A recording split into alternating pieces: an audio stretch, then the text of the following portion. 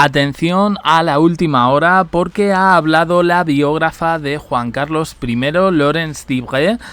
Ha sido forzada un poco por la editorial que publica las memorias del rey Juan Carlos a conceder 2 entrevistas, una para televisión, otra para un periódico del grupo Planeta, que es la editorial que publica Reconciliación de Juan Carlos I. Ha estado con Susana Griso y también ha concedido una entrevista al diario La Razón, como digo, forzada y además, falseando un poquito la realidad para denunciar, entre comillas, que si ha habido censura, no ha sido por parte de ella, no ha sido por parte de la editorial, quizás haya sido por altas instancias, apuntando de nuevo a Zarzuela. Este libro está arrasando esta Navidad con 4 ediciones ya. Este libro es para la historia, para las próximas generaciones, no para ahora. Así ha defendido Laurence Dibray ante Susana Griso la perspectiva histórica del libro del emérito. Para ahora o para el futuro, lo cierto es que Reconciliación, es verdad, ha volado como la pólvora por todos los medios de comunicación, todas las tertulias, y ha tenido una altísima repercusión mediática que además Juan Carlos I se siente bastante orgulloso. Él está muy informado de todo lo que pasa allí en Abu Dhabi, de todo lo que se habla de él, pero la distancia es muy grande. Esto lo ha dicho la biógrafa francesa, que ha dicho que Juan Carlos lo que no está leyendo son las críticas, que no le importan mucho, vaya, y que mira a largo plazo porque ese es un privilegio de los reyes. Dice, no son como los políticos que están pendientes de los sondeos. Juan Carlos tiene una perspectiva y las críticas de hoy en día no le chocan tanto, no le preocupan. También ha habido palabras para el 50 aniversario de su proclamación el pasado 22 de noviembre, de nuevo afirmando que le habría encantado hacer algo serio por el aniversario de la transición y que algunos políticos le hubieran presentado el libro, pero que no fue posible, apuntando de nuevo a Leticia y a Felipe. Sobre su elección para ser la biógrafa, ella ha justificado la decisión porque había mucha confianza, porque ella no venía allí para juzgar, sino para entender. Dice, sabemos que no hay santos y que vivimos con las contradicciones. La vida privada es entretenida y nos divierte, pero la separamos de la vida pública. Ha hablado de varios episodios del libro, a nivel institucional y a nivel histórico, como la llegada de la democracia, de la que Dibray ha dicho que Juan Carlos no hizo revolución, él hizo una transición. Dice, si en Francia, esta frase ha tenido bastante repercusión, si en Francia hubiéramos tenido transición, daríamos lecciones al mundo. Aquí sois muy discretos.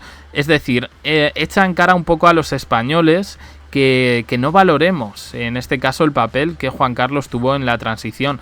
Creo que está fuera de toda duda el papel de Juan Carlos dentro de la transición de una dictadura a una democracia.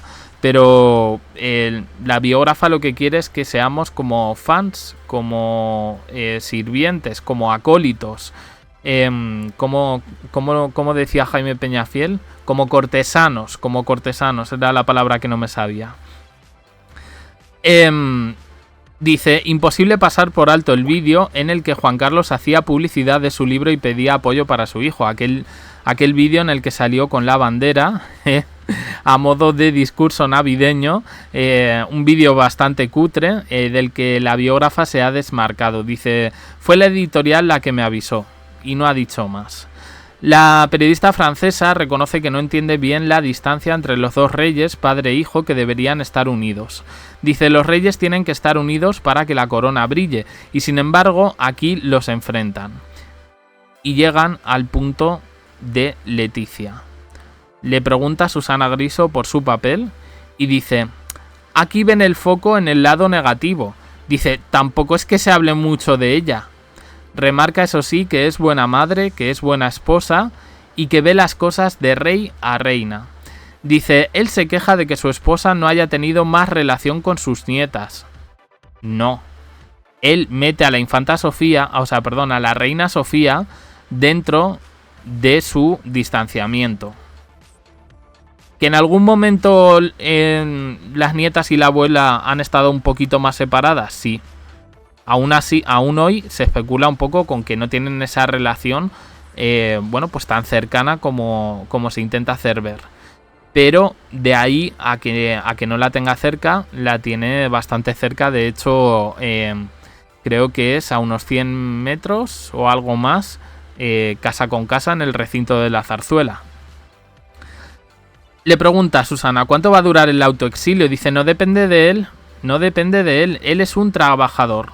Yo he pasado 2 años trabajando en este libro junto a él, y lo que le preocupa es su funeral, porque es muy duro morir fuera de casa.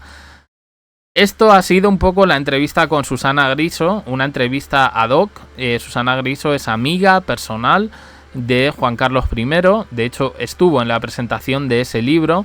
También dicen que un poco obligada por Planeta, y que a la hora de dar entrevistas a este grupo y en concreto a la televisión, Antena 3, estaba clarísimo que el regalo iba a ser para Susana Griso y no, en este caso, para Sonsoles Onega, que como todos sabemos, pues es intimísima amiga de Leticia y a lo mejor podía incomodar un poquito a la biógrafa francesa. Bien, vamos ahora con la entrevista que le hacen en La Razón, que me ha hecho, por cierto, bastante gracia, porque el titular es que la obsesión del rey Juan Carlos I es no molestar a su hijo, el rey Felipe VI.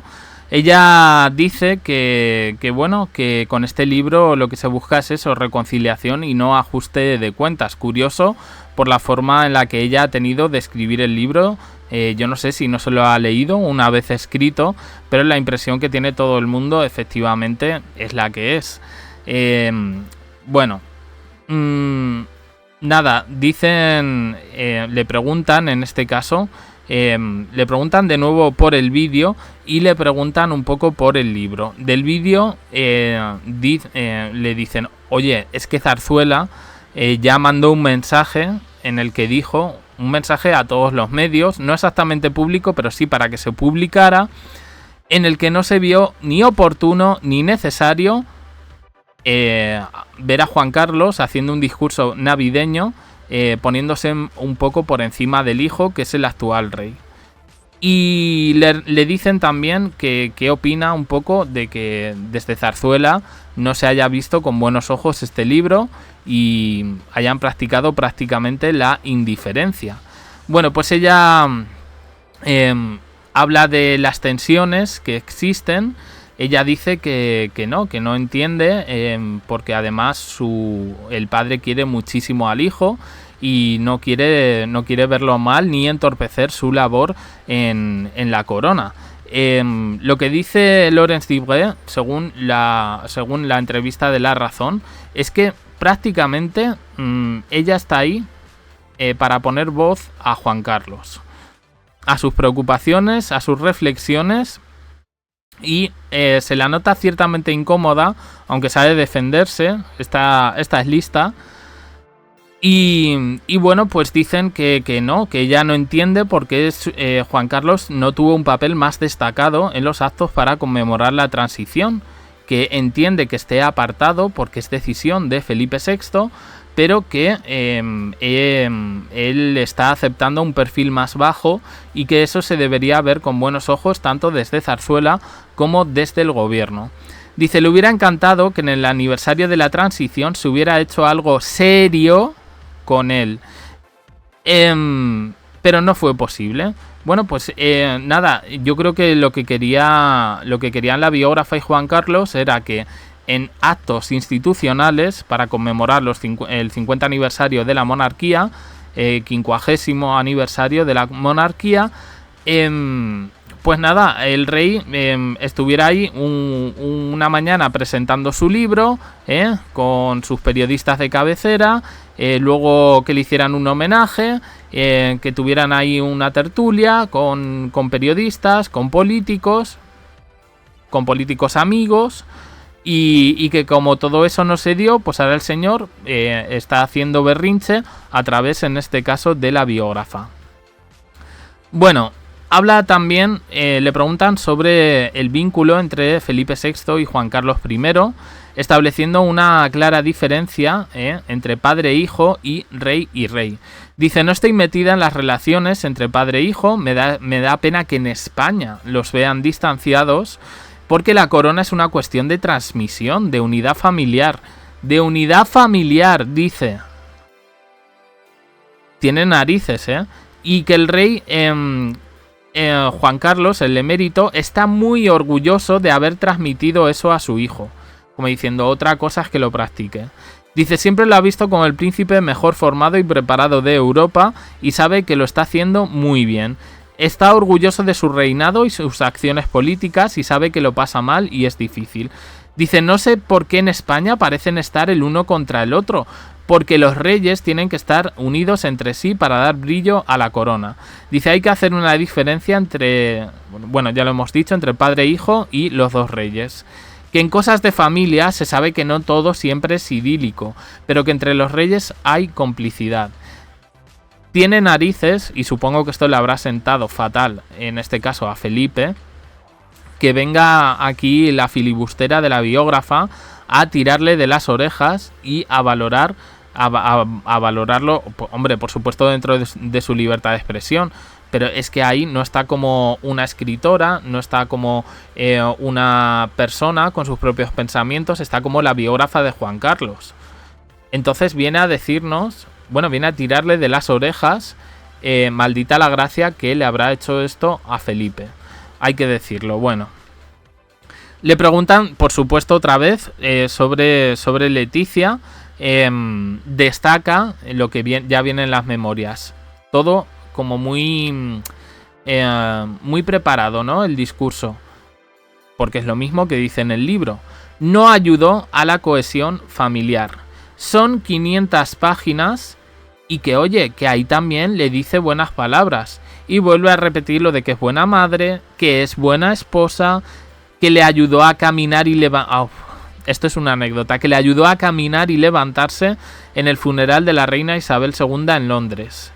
Y dice, en el ámbito personal quizá las cosas son diferentes.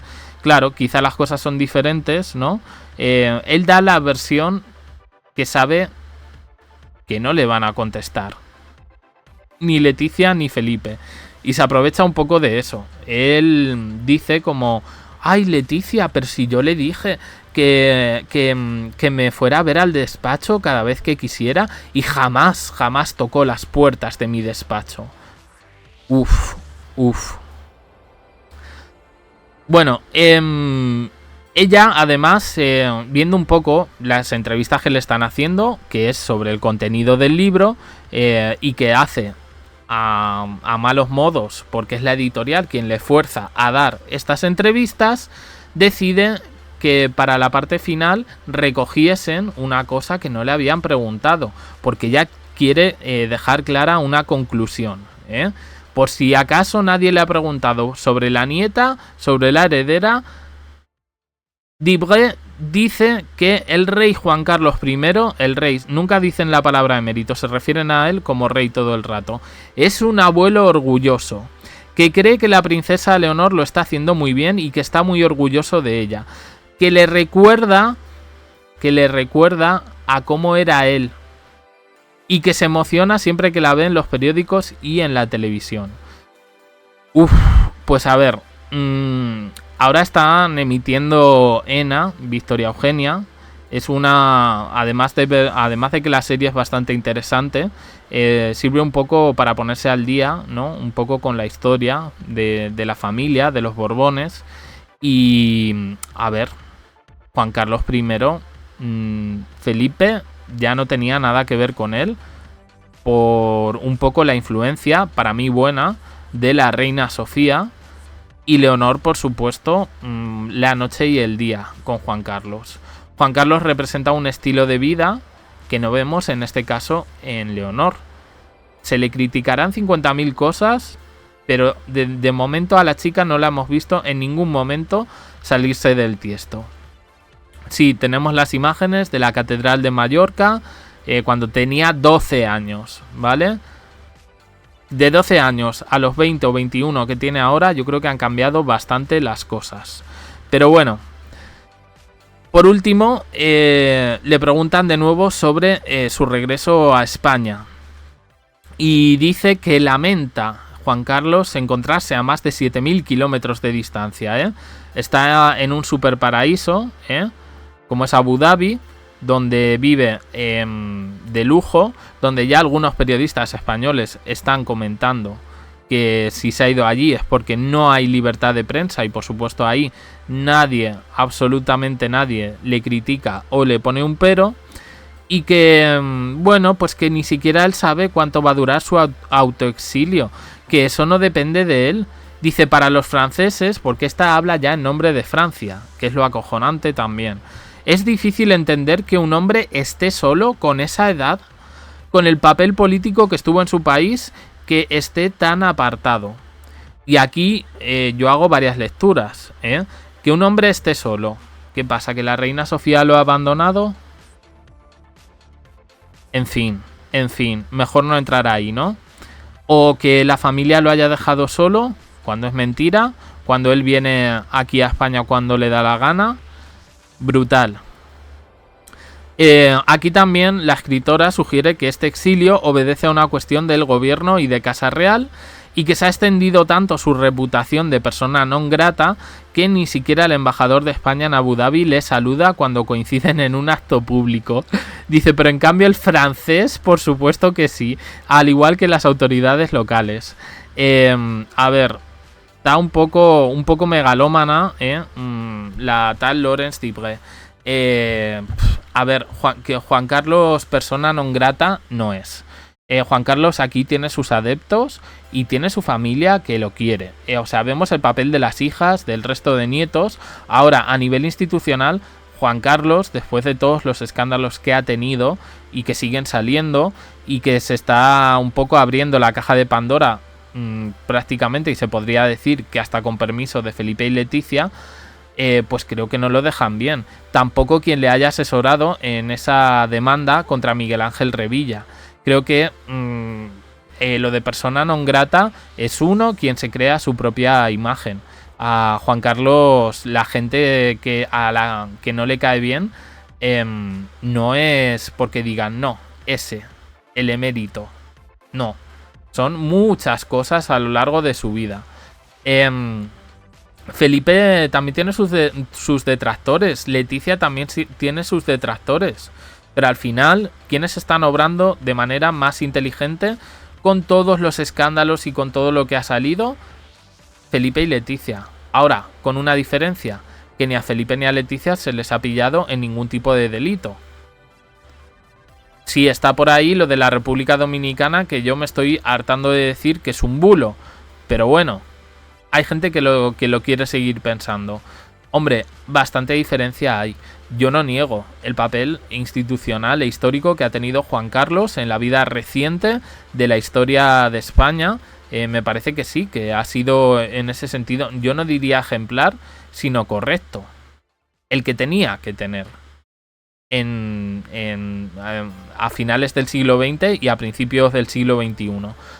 Ahora, otras cosas no podemos pasar de puntillas. Y más en 2025, cuando creo que existe la libertad de expresión y se tiene que hacer notar. Yo no sé. Para mí, si la biógrafa Laurence Dibré pretendía un poco salirse de todo esto, para promocionar su libro, que como quien dice se vende solo, y defender la figura de Juan Carlos, creo que flaco favor le ha hecho.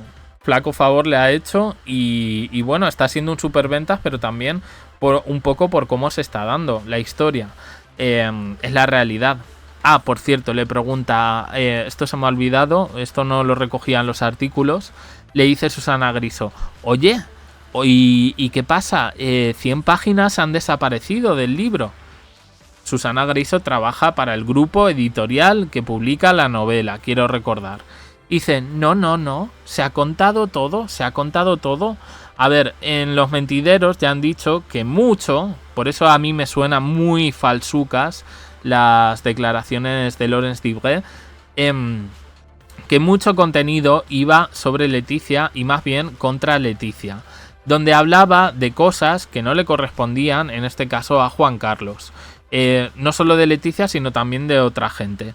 ¿Qué han dejado? ¿Qué puede ser más escandaloso? Pues el momento, por ejemplo, que habla de Jaime de Marichalar y lo deja de mal padre, y lo deja de que no ha educado a sus hijos, y lo deja de que tuvo que venir él para poner firme a Froilán, y que no se alimentara de hamburguesas, y que no se levantara a las 12 de la mañana. Brutal, brutal, brutal. Ridículo, monumental. El libro es leído, pero yo creo que prácticamente no está siendo... que digas, es una obra ejemplar, que le van a dar el premio, bueno, a lo mejor el premio Planeta sí, pero no, es un libro de un rey del que yo esperaba en este sentido más carga institucional. En ese sentido me parece que lo desmitifica un poco la figura que siempre, bueno, pues han promovido desde prácticamente todos los medios de comunicación.